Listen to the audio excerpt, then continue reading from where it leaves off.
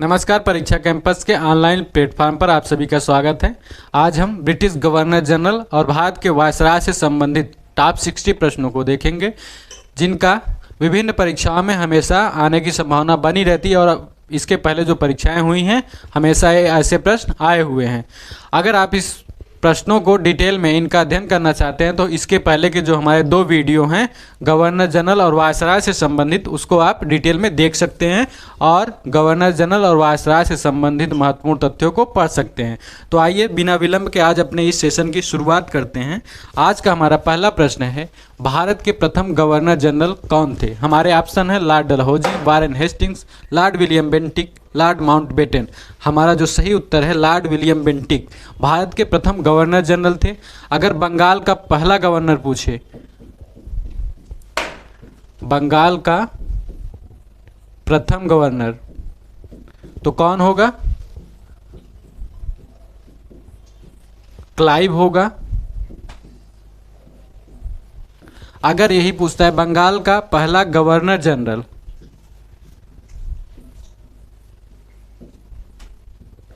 बंगाल का अगर पहला गवर्नर जनरल पूछेगा तो होगा वारेन हेस्टिंग्स। सही उत्तर हमारा होगा वारेन हेस्टिंग्स।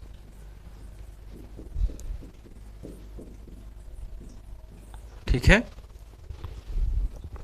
आइए हम आज के अपने दूसरे प्रश्न को देखते हैं। भारत में ब्रिटिश साम्राज्य का संस्थापक कौन था? हमारे ऑप्शन है C Sleeman, Lord Minto, Lord Clive, Lord Canning. तो लॉर्ड क्लाइव को ही भारत में ब्रिटिश साम्राज्य का वास्तविक संस्थापक माना जाता है। तो हमारा सही उत्तर सी यानी कि लॉर्ड क्लाइव है। आज का हमारा तीसरा प्रश्न है, कलकत्ता में एशियाटिक सोसाइटी की स्थापना के समय बंगाल का गवर्नर जनरल कौन था? हमारे ऑप्शन हैं Lord Cornwallis, Warren Hastings, Lord Wellesley और लॉर्ड कैनिंग। तो इसका मतलब है जब एशियाटिक सोसाइटी की स्थापना बंगाल में हुई उसमें गवर्नर जनरल उस समय कौन था? तो हमारे जो सही उत्तर इसमें हमारा होगा वह होगा वारेन हेस्टिंग्स। वारेन हेस्टिंग्स के समय 1784 में एशियाटिक सोसाइटी ऑफ बंगाल की स्थापना होती है। हमारा अगला प्रश्न है, सुरक्षा प्रकोष्ठ की नीति संबंधित है? तो हमारे ऑप्शन है Lord Cornwallis, Lord Hastings, Lord Dalhousie या फिर वारेन हेस्टिंग्स से। तो हमारा जो सही उत्तर होगा Lord Warren Hastings. Warren Hastings से सुरक्षा प्रकोष्ठ की नीति संबंधित है। आगे हम देखते हैं, वारेन हेस्टिंग्स पर निम्न में से किसने महाभियोग का मुकदमा दायर किया था?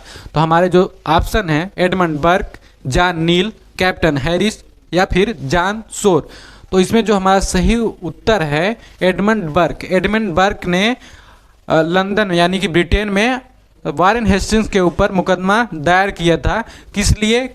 इस पर भ्रष्टाचार के आरोप थे और फिर इसने नंद कुमार नाम के एक व्यक्ति को फांसी की सजा दिलवाई थी, जो कि गलत तरीके से। ठीक, तो अगला हमारा प्रश्न, बंगाल में द्विशासन प्रणाली किसके द्वारा लागू की गई? हमारे ऑप्शन है Warren Hastings, William Bentinck, Robert Clive, Lord Curzon. द्विशासन का मतलब है द्वैध शासन,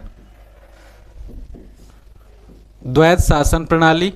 इसका मतलब है राजस्व का बंदोबस्त कोई और करेगा और राजस्व पे किसी और का अधिकार होगा और जो प्रशासनिक मामले होंगे उसको कोई और देखेगा। ठीक है, तो इसमें जो हमारा सही उत्तर होगा रॉबर्ट क्लाइव। रॉबर्ट क्लाइव ने 1765 में द्विशासन या द्वैध शासन प्रणाली को प्रारंभ किया था और इसे समाप्त किसने किया? वारेन हेस्टिंग्स ने 1772 में वारेन हेस्टिंग्स ने द्वैध शासन प्रणाली को समाप्त किया था। हमारा अगला प्रश्न है, निम्न में से किसने बंगाल में द्वैध शासन प्रणाली को समाप्त किया? हमारे ऑप्शन है Warren Hastings, Lord Cornwallis, William Bentinck या रॉबर्ट क्लाइव। तो इसके पहले वाले प्रश्न में मैंने आपको बताया था रॉबर्ट क्लाइव ने द्वैध शासन प्रणाली को प्रारंभ किया और वारेन हेस्टिंग्स ने द्वैध शासन प्रणाली को समाप्त किया था। कब? 1772 में। हमारा अगला प्रश्न है, ब्रिटिश भारत की राजधानी का कलकत्ता से दिल्ली स्थानांतरण किसके काल में क्रियान्वित हुआ था? यानी कौन सा गवर्नर जनरल या फिर वायसराय है जिसके समय भारत की राजधानी कलकत्ता से दिल्ली बनी? हमारे ऑप्शन है Lord Minto, Lord Hardinge, Lord Chelmsford या फिर लॉर्ड रीडिंग। तो हमारा जो सही उत्तर होगा वह होगा लॉर्ड हार्डिंग। लॉर्ड हार्डिंग के समय 1912 में भारत की राजधानी का कलकत्ता से दिल्ली स्थानांतरण होता है। हमारा अगला प्रश्न है, भारत में न्यायिक संगठन की स्थापना किसने की?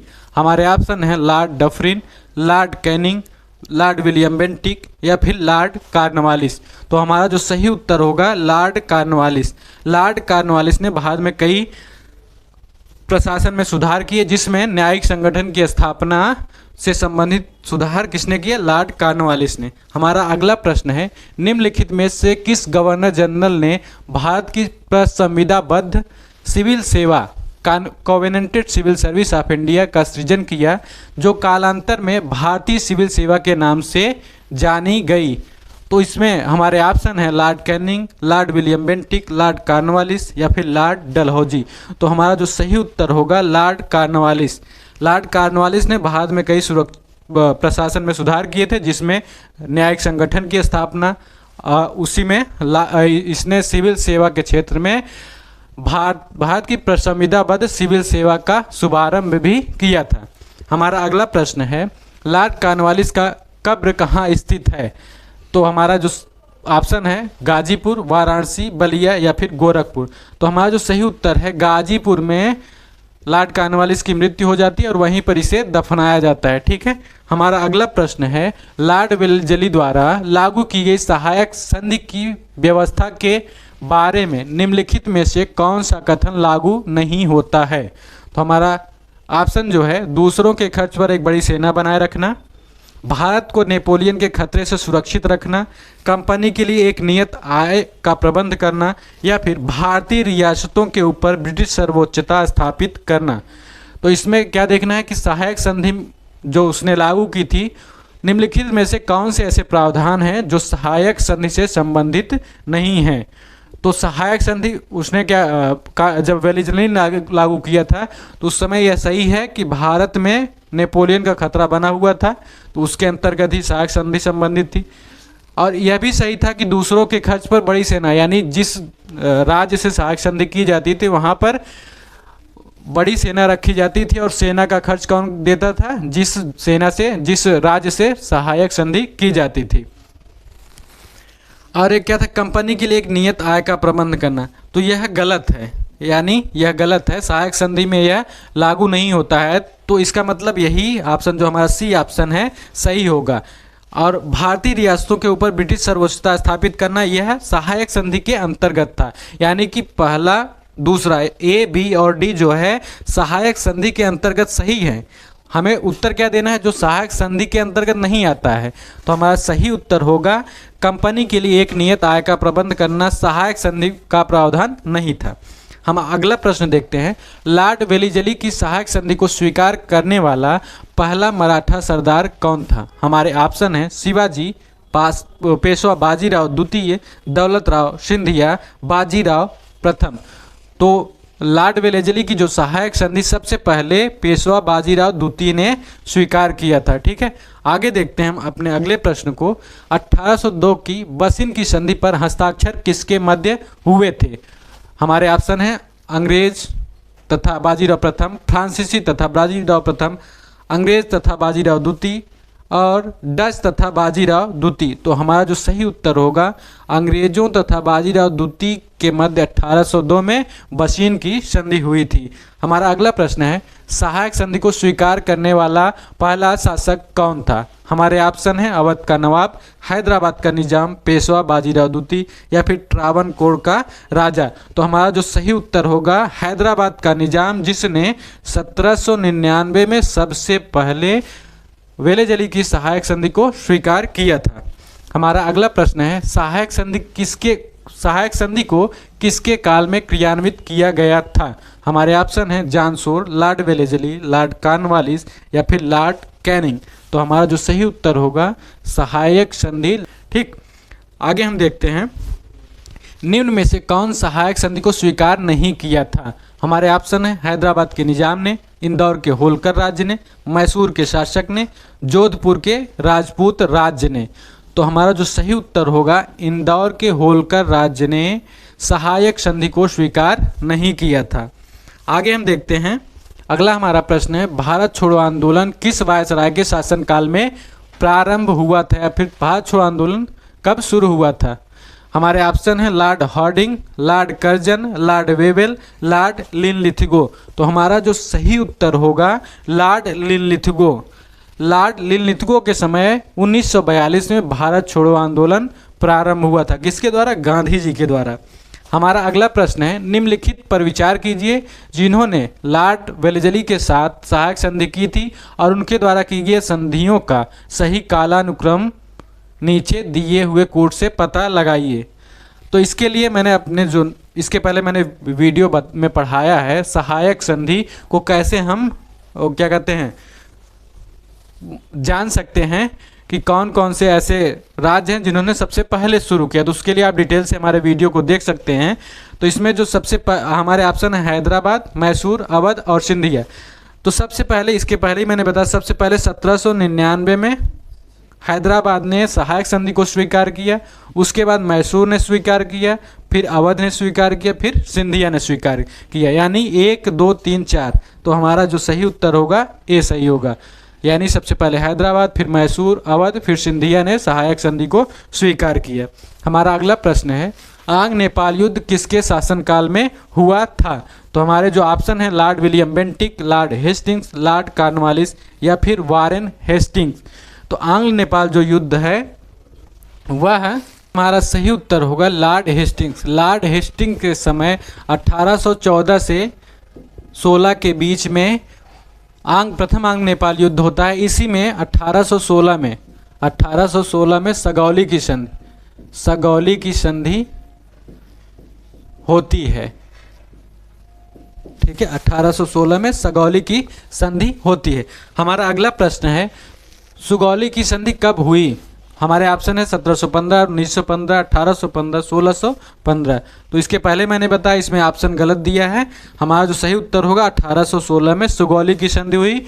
इसके संधि क्यों होती है? क्योंकि प्रथम आंग्ल नेपाल युद्ध होता है, उसके बाद ही सगौली की संधि होती है। अगला हमारा प्रश्न है, निम्नलिखित में से कौन सा युग्म सही सुमेलित नहीं है? हेक्टर मुनरो, बक्सर का युद्ध, लॉर्ड हेस्टिंग्स, आंग्ल नेपाल युद्ध, लॉर्ड वेलेजली, चतुर्थ आंग्ल मैसूर युद्ध, लॉर्ड कॉर्नवालिस, तृतीय आंग्ल मराठा युद्ध। तो हेक्टर मुनरो जो था बक्सर युद्ध में अंग्रेज सेनापति था, यानी कि सेना का नेतृत्व कौन किया था बक्सर युद्ध में? हेक्टर मुनरो ने। लॉर्ड हेस्टिंग्स के समय अभी मैंने बताया था पहला आंग्ल मली के समय चतुर्थ आंग्ल मैसूर युद्ध हुआ था, ये भी सही है। जो हमारा गलत उत्तर है, यानी कि जो सही इसमें होगा वह लॉर्ड कॉर्नवालिस के समय तृतीय आंग्ल मराठा युद्ध नहीं हुआ था। आगे देखते हैं हम अगला प्रश्न, सर थॉमस मुनरो किन वर्षों में मद्रास में गवर्नर थे? हमारे ऑप्शन है 1873 से 76, 1856 से 60 ईस्वी, 1835 से 40 ईस्वी या फिर 1820 से 27 ईस्वी तक। तो हमारा जो सही उत्तर होगा 1820 से 1827 ईस्वी तक। इसी में आपने देखा होगा थॉमस मुनरो को भारत में रैयतवाड़ी, खास करके मद्रास में इन्होंने रैयतवाड़ी व्यवस्था को लागू किया था।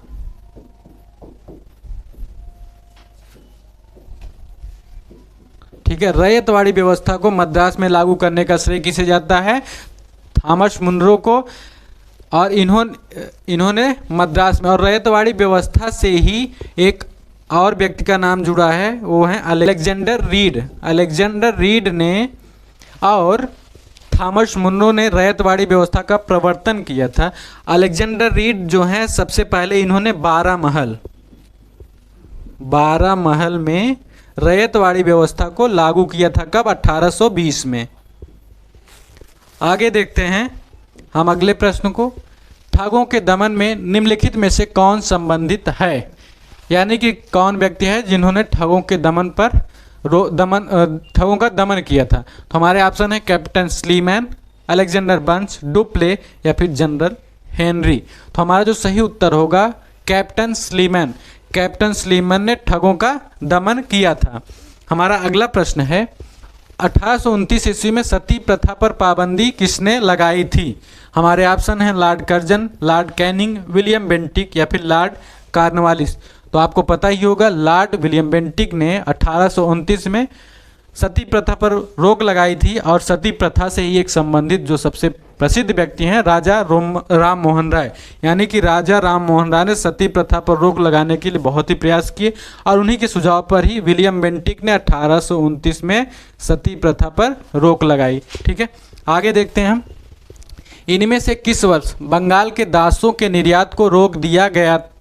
हमारे ऑप्शन है 1798, 1789, 1865, 1861। सही उत्तर होगा 1789 में बंगाल में दासों के व्यापार पर रोक लगाई गई थी। आगे देखते हैं, अगला हमारा प्रश्न है, लॉर्ड डलहौजी द्वारा अवध का अंग्रेजी राज में विलय निम्न में से किस रीति से हुआ था? हमारे ऑप्शन है सहायक संधि, अपहरण की नीति, या कुप्रशासन के कारण, या युद्ध द्वारा। तो जो हमारा सही उत्तर होगा, अवध पर जो है कुप्रशासन का आरोप लगा करके उसका विलय लॉर्ड डलहौजी ने किया था। ठीक है, न तो सहायक संधि से, न व्यवगत सिद्धांत, या फिर अपहरण की नीति जिसे कहते हैं। कुप्रशासन यानी उन्होंने कहा कि यहाँ का जो नवाब है सही से कार्य नहीं कर रहा है, इसलिए उसके कार्य को, यानी कि अब वो सही से कार्य कौन करेगा? लॉर्ड डलहौजी जब वहाँ पे अधिकार कर लेगा। तो अगला अगला प्रश्न हम देखते हैं, निम्नलिखित में से कौन अवध का ब्रिटिश रेजिडेंट था जब अवध का ब्रिटिश साम्राज्य में विलय हुआ? हमारे ऑप्शन हैं James Outram, W.H. Sleeman, V.R. Hever, William Jones. तो हमारा जो सही उत्तर होगा जेम्स आउट्रम। जेम्स आउट्रम की रिपोर्ट के आधार पर ही अवध का विलय लॉर्ड डलहौजी ने किया था। ठीक, कब किया था? 1856 में अवध पर कुप्रशासन का आरोप लगा करके जेम्स आउट्रम की रिपोर्ट के आधार पर। ठीक, याद रखिएगा। अगला हमारा प्रश्न है, किस कंपनी ने सर्वप्रथम भारत में रेल यात्रा प्रारंभ की? यानी कि किस, जो भारत में सबसे पहले रेलगाड़ी चलाई गई थी वह किस कंपनी के द्वारा चलाई गई थी? हमारे ऑप्शन है Awadh Tirhut railway, eastern railway, Madras railway, great Indian peninsula railway. तो हमारा जो सही उत्तर होगा ग्रेट इंडियन पेनिनसुला रेलवे, जिसने मुंबई से थाने के बीच 1853 में रेलगाड़ी चलाई थी। ठीक, आगे देखते हैं हम अपने प्रश्न को। बघाट रियासत का ब्रिटिश में विलय कब हुआ? या बघात नहीं, बघाट होगा। हमारे ऑप्शन है 1848, 1852, 1850, 1853। तो हमारा जो सही उत्तर होगा 1850 में बघाट का ब्रिटिश रियासत में विलय हुआ था। कब? 1850 में लॉर्ड डलहौजी के समय। आगे देखते हैं, हमारा अगला प्रश्न है, डलहौजी के विलय सिद्धांत के तहत निम्नलिखित राज्यों के विलय पर विचार कीजिए और उन्हें काल क्रमानुसार व्यवस्थित कीजिए। हमारे जो ऑप्शन है सतारा, झांसी, बघाट और उदयपुर, यानी कि किस क्रम में निम्नलिखित राज्यों का विलय हुआ था। इसके लिए मैंने अपने वीडियो में एक ट्रिक बताई थी, अगर आपको याद होगा तो आसानी से इस प्रश्न को आप हल कर ले जाओगे। तो देखते हैं ट्रिक क्या थी। ट्रिक हमारी थी सजय सब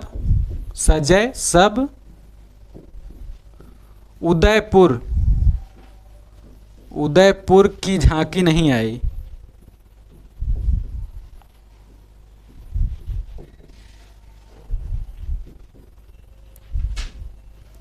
ठीक है, तो स से हो गया सतारा, ज से जैतपुरा, स से हो गया क्या हमारा सतारा, ज से जैतपुरा, फिर स से होगा संभलपुर, ब से होगा बघाट, और एक उदयपुर हो गया। झांकी, झ से होगा झांसी, न से हो गया नागपुर। ठीक, यानी कि सजय सब उदयपुर की झांकी नहीं आई। सतारा का जो हुआ 1848 में। ठीक, फिर जैतपुरा जो था, जैतपुरा का 1849 में। किसी बुक में आपको 48 भी मिलेगा, तो दोनों में से कोई भी आप लगा सकते हो। फिर संभलपुर 1849 में। फिर बघाट जो है, बघाट 1850 में। ठीक, 1852 में उदयपुर, 1853 में झांसी, 1854 में नागपुर का विलय लॉर्ड डलहौजी ने व्यवगत के सिद्धांत के तहत किया था। ठीक, तो इसमें जो हम देख लेते हैं, सतारा सबसे पहले हो गया 1 नंबर पे, फिर झांसी, झांसी कब 1853 में, उससे पहले क्या है बघाट, तो बघाट कब था 1850 में, तो इसको 2 नंबर पे हो गया, फिर उदयपुर तीसरे पे, चौथे पे झांसी, तो ऑप्शन 1 4 2 3 नहीं 1 2 3 4 जो होगा वही सही होगा, 1 2 3 4, तो हमारा ए ऑप्शन सही है। आगे देखते हैं, लॉर्ड डलहौजी की विलय नीति का प्रथम शिकार निम्नलिखित में से कौन हुआ था? हमारे ऑप्शन है सतारा, झांसी, संबलपुर, करौली। तो अभी मैंने बताया सतारा का सबसे पहले विलय हुआ था 1848 में। आगे देखते हैं हम अपने प्रश्नों को।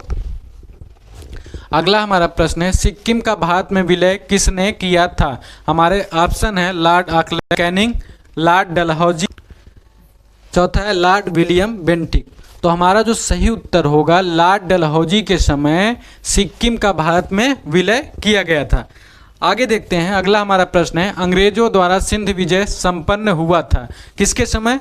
ऑप्शन हमारे हैं Lord Ellenborough, Lord Dalhousie, Lord Canning, Lord Auckland. तो हमारा सही उत्तर होगा लॉर्ड एलेनबरो के समय सिंध का ब्रिटिश साम्राज्य में विलय किया गया था। आगे देखते हैं हम अपने प्रश्न को। पब्लिक वर्क्स डिपार्टमेंट को 1845 से 1855 के दौरान स्वरूप देने वाले थे, यानी पब्लिक वर्क डिपार्टमेंट की जो स्थापना हुई किसने की थी? ठीक, तो हमारे ऑप्शन है डलहौजी, कैनिंग, ऑकलैंड,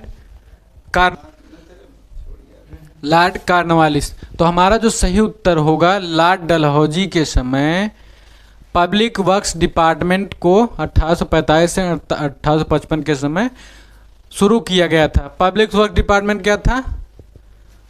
ये था पीडब्ल्यूडी, जिसी को सार्वजनिक निर्माण विभाग भी कहा जाता है हिंदी में।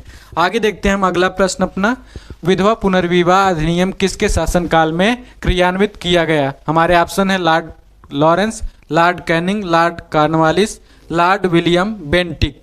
तो हमारा जो सही उत्तर होगा, लॉर्ड कैनिंग के समय 1856 में विधवा पुनर्विवाह अधिनियम पारित हुआ। और विधवा पुनर्विवाह अधिनियम से जुड़े सबसे प्रसिद्ध व्यक्ति कौन है? ईश्वर चंद्र विद्यासागर। ईश्वर चंद्र विद्यासागर ने विधवा विवाह से संबंधित बहुत सारे प्रयत्न किए और उन्हीं के प्रयत्न के फलस्वरूप 1856 में लॉर्ड कैनिंग ने विधवा पुनर्विवाह अधिनियम प्रारंभ किया। हम देखते हैं अगला प्रश्न, 1 नवंबर 1858 को महारानी विक्टोरिया का घोषणा पत्र इलाहाबाद में पढ़कर किसने सुनाया था?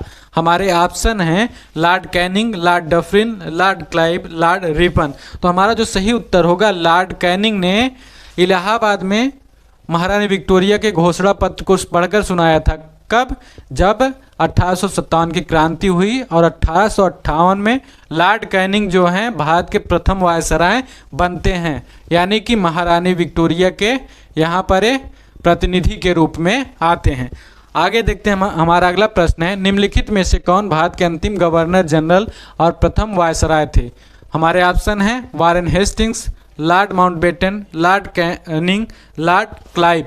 यानी कि क्या पूछा है, भारत का अंतिम गवर्नर जनरल और प्रथम वायसराय। तो हमारे लॉर्ड कैनिंग जो थे भारत के अंतिम गवर्नर जनरल 1856 में, ठीक है, 1858 में क्या बनते हैं? भारत के प्रथम वायसराय बनते हैं। ठीक है, 1858 के पहले तक क्या रहते हैं? 1857 की क्रांति से पहले तक भारत के गवर्नर जनरल रहते हैं। 1858 के अधिनियम के तहत यह भारत के प्रथम वायसराय बनते हैं। अगला प्रश्न हमारा है, अपने पुत्र के स्थान पर दूसरे उत्तराधिकारी को गोद लेने के अधिकार को पुनः स्थापित किया था। यानी कि जो डलहौजी की हड़प नीति थे उसी में उसने गोद लेने की प्रथा को जो समाप्त किया था, उसे फिर से किसने प्रारंभ किया था? हमारे ऑप्शन है लॉर्ड कैनिंग, 1919 के भारत शासन अधिनियम, 1909 के चार्टर एक्ट, या फिर 1858 के सामग्री की घोषणा ने। तो हमारा जो सही उत्तर होगा, 1858 में जब 1857 का विद्रोह होता है तो महारानी विक्टोरिया ने 1858 में घोषणा की कि अब किसी भी राज्य का विलय ब्रिटिश साम्राज्य में नहीं किया जाएगा, उन्हें स्वतंत्र मान्यता दी जाएगी। अगला प्रश्न है, महारानी विक्टोरिया को भारत की साम्राज्ञी नियुक्त किया गया। हमारे ऑप्शन है 1830, 1855, 1877, 1853। तो हमारा जो सही उत्तर होगा 1877 में महारानी विक्टोरिया को भारत की साम्राज्ञी यानी कि महारानी घोषित किया गया था। ठीक, आगे देखते हैं हम अगला प्रश्न, निम्नलिखित में से किस गवर्नर जनरल ने भारत में दास प्रथा को समाप्त किया? यानी कि भारत में दास प्रथा को समाप्त करने वाला गवर्नर जनरल कौन था? हमारे ऑप्शन है sir John Shore, Lord Canning, Lord Cornwallis, Lord Ellenborough. उत्तर होगा लॉर्ड एलन बैरो ने भारत में दास प्रथा को समाप्त किया था। आगे देखते हैं, निम्नलिखित युग में से कौन सही सुमेलित है? हमारा ऑप्शन है लॉर्ड कॉर्नवालिस अस्थायी बंदोबस्त, लॉर्ड वेलेजली चतुराईपूर्ण निष्क्रियता, लॉर्ड डलहौजी सहायक संधि, या फिर लॉर्ड कैनिंग भारतीय राष्ट्र कांग्रेस की स्थापना। यानी कि जो गवर्नर जनरल हैं क्या उनके समय जो कार्य जो दिए हैं वो हुए थे या नहीं हुए थे? तो देखते हैं, हमारा जो इसमें सही उत्तर होगा लॉर्ड कॉर्नवालिस के समय अस्थायी बंदोबस्त हुआ था। ठीक है, जो चतुराईपूर्ण निष्क्रियता की नीति है ये लॉरेंस की थी। लॉरेंस की नीति क्या थी? चतुराईपूर्ण निष्क्रियता की। सहायक संधि वेलेजली की थी। डलहौजी की क्या थी? व्यवगत नीति, यानी जिसको डॉक्ट्रिन ऑफ लैप्स कहा जाता है। और जो भारतीय राष्ट्रीय कांग्रेस की स्थापना है वह कब हुआ था? डफरिन के समय। वायसराय डफरिन थे, उनके समय भारतीय राष्ट्रीय कांग्रेस की स्थापना 1885 में हुई थी। आगे देखते हैं हम अपने प्रश्न को, पेशवाई को कब समाप्त किया गया था? हमारे ऑप्शन है 1858, 1818, 1856, 1854। तो हमारा जो सही उत्तर होगा 1858 में हेस्टिंग्स ने तृतीय आंग्ल मराठा युद्ध के बाद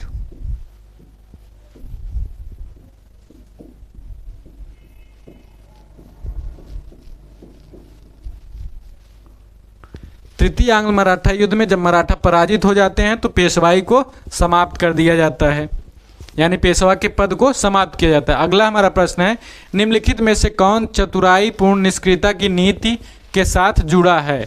हमारे ऑप्शन है Lord Bentinck, Lord Canning, John Lawrence, या फिर लॉर्ड मेयो। इसके पहले मैंने बताया था जो जॉन लॉरेंस है वह चतुराईपूर्ण निष्क्रियता की नीति से जुड़ा, यानी चतुराईपूर्ण निष्क्रियता की नीति का पालन किसने किया? जॉन लॉरेंस ने। आगे देखते हैं हमारा अगला प्रश्न, भारत में अंग्रेजों के समय प्रथम जनगणना हुई। हमारा ऑप्शन है लॉर्ड लिटन के कार्यकाल में, लॉर्ड मेयो के कार्यकाल में, लॉर्ड डफरिन, या फिर लॉर्ड रिपन के कार्यकाल में। आज जो सही उत्तर होगा लॉर्ड मेयो। लॉर्ड मेयो के काल में 1871 में पहली जनगणना, भारत की पहली जनगणना हुई थी। अगर प्रश्न आता है भारत की नियमित जनगणना किसके समय हुई, तो लॉर्ड रिपन के समय हुआ था। ठीक है, 1800। प्रश्न, किस वायसराय की हत्या अंडमान निकोबार द्वीप समूह में जब वे भ्रमण कर रहे थे एक दंडित अपराधी द्वारा कर दी गई? हमारे ऑप्शन है Lord Mayo, Lord Ripon, Lord Minto, या फिर लॉर्ड कर्जन।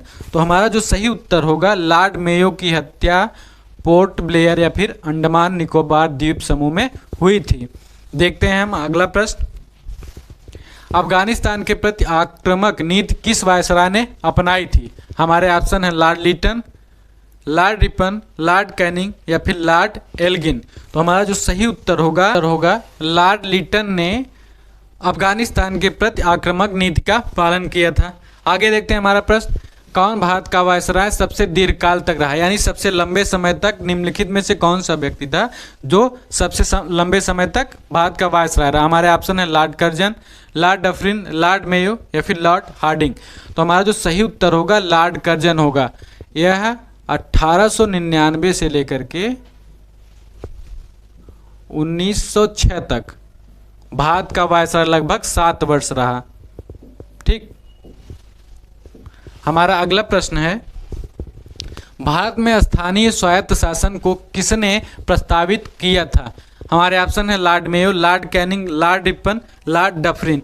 तो हमने बहुत बार इसको पढ़ा होगा, स्थानीय स्वशासन का जनक। ऐसे भी प्रश्न आता है कि स्थानीय स्वशासन का जनक किसे माना जाता है? तो हमारा सही उत्तर होगा लॉर्ड रिपन। लॉर्ड रिपन को स्थानीय स्वशासन का जनक या फिर स्थानीय स्वायत्त शासन को प्रस्तावित करने वाला माना जाता है। हम आगे देखते हैं अगला प्रश्न। एल्बर्ट बिल विवाद किससे संबंधित था? हमारे ऑप्शन है आयातक सूती कपड़ों पर लगाए गए शुल्क को हटाया जाना। दूसरा है यूरोप के लोगों के मामलों की सुनवाई करने के लिए भारतीय न्यायाधीशों पर लगाई गई अयोग्यताओं को हटाया जाना। सी ऑप्शन है भारतीयों द्वारा हथियार लेकर चलने पर कुछ प्रतिबंधों को लागू किया जाना। हमारा डी ऑप्शन है भारतीय भाषाओं में प्रकाशित होने वाले समाचार पत्रों और पत्रिकाओं पर प्रतिबंध लागू किया जाना। तो हमारा जो सही उत्तर होगा बी सही होगा।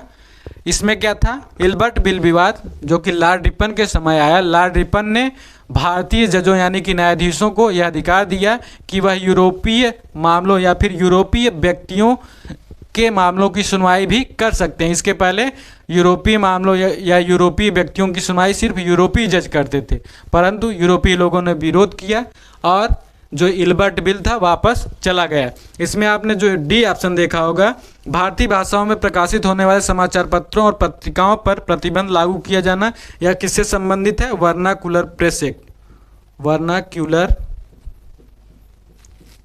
प्रेस एक्ट से।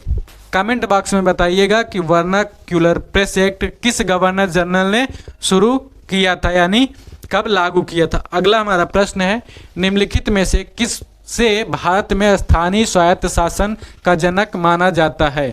हमारा ऑप्शन है Lord Curzon, Lord Dalhousie, Lord Canning, Lord Ripon. तो इसके पहले आपको बताया ही था, लॉर्ड रिपन को स्थानीय स्वायत्त शासन का जनक माना जाता है। आगे देखते हैं, भारतीय पुरातत्व सर्वेक्षण की स्थापना किसके शासनकाल में हुई थी? हमारे ऑप्शन है Lord Cornwallis, Lord Curzon, Lord Dufferin या फिर लॉर्ड डलहौजी। तो हमारा जो सही उत्तर होगा भारतीय पुरातत्व विभाग या भारतीय पुरातत्व सर्वेक्षण विभाग की स्थापना लॉर्ड कर्जन के समय हुई थी। आगे देखते हैं हमारे प्रश्न को, प्राचीन स्मारक संरक्षण एक्ट किस गवर्नर जनरल के कार्यकाल में पारित हुआ था? हमारे ऑप्शन है Lord Curzon, Lord Chelmsford, Lord Dufferin, Lord Hardinge. तो हमारा जो सही उत्तर होगा लॉर्ड कर्जन के समय 1904 में प्राचीन स्मारक संरक्षण अधिनियम पारित हुआ। इसके तहत 50,000 पाउंड की राशि भारत के प्राचीन स्मारकों के संरक्षण के लिए दी गई। आगे देखते हैं हमारा अगला प्रश्न क्या है, फूट डालो और राज करो की नीति अपनाई गई थी। हमारे ऑप्शन है Lord Curzon, Lord Minto, Lord Wellesley या फिर ए और बी। तो हमारा सही उत्तर होगा लॉर्ड कर्जन और लॉर्ड मिंटो के द्वारा, यानी ए और बी दोनों ने फूट डालो और राज करो की नीति अपनाई थी। कैसे? लॉर्ड मिंटो के समय देखा होगा आपने 1909 का मार्ले मिंटो सुधार आता है, जिसमें मुसलमानों के लिए अलग निर्वाचन पद्धति का इस्तेमाल किया जाता है। ठीक, आगे देखते हैं हमारा अगला प्रश्न है, मुझे विश्वास है कि कांग्रेस अपने विनाश की तरफ जा रही है और मेरी यह बड़ी इच्छा भारत में रहते हुए होगी कि इसके शांति प्रिय निधन के लिए इसका सहायक बनूं। यह कथन किसने लिखा है? तो हमारे ऑप्शन है Lord Canning, Lord Curzon, Lord Dufferin, Lord Minto. तो हमारा जो सही उत्तर होगा लॉर्ड कर्जन। लॉर्ड कर्जन ने ही कहा था कि कांग्रेस अपने मृत्यु या विनाश की ओर जा रही है, मेरी इच्छा है भारत में रहते हुए मैं इसके विनाश में सहायक बन सकूं। ठीक, आगे देखते हैं हम अगला प्रश्न, निम्न में से किस गवर्नर जनरल ने सबसे पहले पृथक निर्वाचन मंडल की व्यवस्था मुसलमानों को जीतने व उन्हें कांग्रेस के विरुद्ध करने के लिए इस्तेमाल किया था? हमारे ऑप्शन है Lord Curzon, Lord Canning, Lord Minto, Lord Wellesley. इसके पहले वाले प्रश्न में मैंने बताया था लॉर्ड मिंटो ने 1909 के अधिनियम 1909 यानी मार्ले मिंटो अधिनियम के तहत ही यह प्रावधान रखा था। ठीक, तो आगे देखते हैं अगला हमारा प्रश्न, निम्नलिखित में से कौन भारत का एकमात्र यहूदी वायसराय था? हमारे ऑप्शन हैं Lord Elgin, Lord Chelmsford, Lord Irwin, Lord Reading. तो हमारा जो सही उत्तर होगा लॉर्ड रीडिंग ही भारत का एकमात्र यहूदी वायसराय था, बाकी जितने भी वायसराय थे सब ईसाई थे। देखते हैं अगला हमारा प्रश्न क्या है। ब्रिटिश भारत की राजधानी का कोलकाता से दिल्ली स्थानांतरित किसके काल में क्रियान्वित हुआ था? शायद यह प्रश्न दोबारा आ गया है, तो हमारा जो सही उत्तर होगा लॉर्ड हार्डिंग के समय ही 1912 में दिल्ली का जो राजधानी है भारत की, कोलकाता से दिल्ली स्थानांतरित होती है। ठीक, आगे देखते हैं अगला हमारा प्रश्न है, इंपीरियल कैडेट कॉर्प्स की स्थापना किसने की?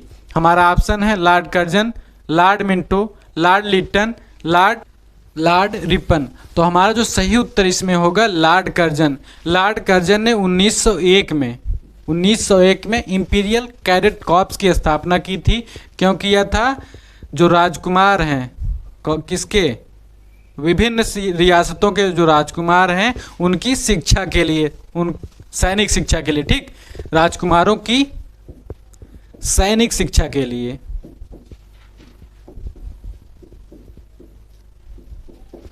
सैनिक शिक्षा के लिए इंपीरियल कैडेट कॉर्प्स की स्थापना 1901 में लॉर्ड कर्जन ने की। अगला हमारा प्रश्न है, भारत में कर्जन के प्रशासन की तुलना औरंगजेब से किसने की थी? हमारे ऑप्शन है एनी बेसेंट, दादा भाई नौरोजी, बाल गंगाधर तिलक और गोपाल कृष्ण गोखले।